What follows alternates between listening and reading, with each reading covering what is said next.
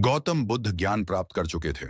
उनके चेहरे पर अब किसी राजकुमार का गर्व नहीं था, बल्कि एक ऐसे महापुरुष की करुणा थी जिसने संसार का सत्य देख लिया हो।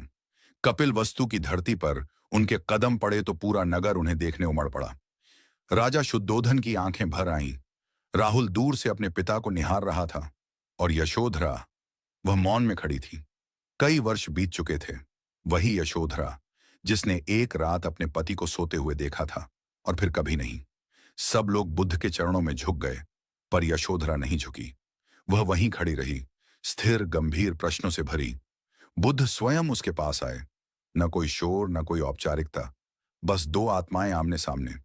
बुद्ध ने कोमल स्वर में कहा, यशोधरा, मैं जानता हूं तुम्हारे मन में बहुत प्रश्न हैं, शायद पीड़ा भी।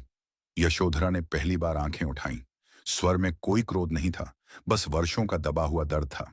सिद्धार्थ, तुम गए तो थे सत्य की खोज में, पर पीछे छोड़ गए थे एक पत्नी, एक पुत्र और एक अधूरी रात। क्या ज्ञान पाने के लिए मेरा त्याग आवश्यक था?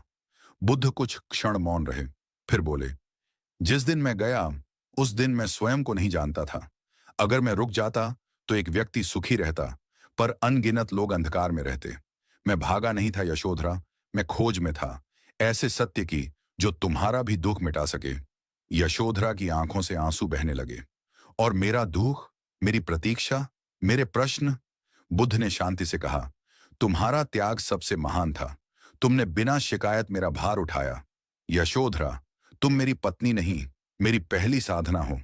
अगर तुम न होती तो शायद मैं यह मार्ग न पा पाता। यह सुनकर यशोधरा का हृदय कांप उठा। तो क्या अब भी कोई बंधन नहीं बचा? उसने पूछा। बुद्ध मुस्कुराए, वह करुणा भरी मुस्कान। बंधन तब तक है जब तक इच्छा है, और मुक्ति तब है जब समझ है। मैं तुम्हें छोड़कर नहीं गया था, मैं तुम्हें और संसार को दुख से मुक्त करने गया था। कुछ क्षण बाद यशोधरा ने धीरे से कहा, अगर यही सत्य है तो मुझे भी वह मार्ग दिखाइए। बुद्ध ने सिर झुकाकर कहा, यही तो मैं चाहता था। उस दिन न कोई शिकायत बची, न कोई प्रश्न, केवल शांति थी। वह शांति जो त्याग से जन्म लेती है और ज्ञान पर समाप्त होती है।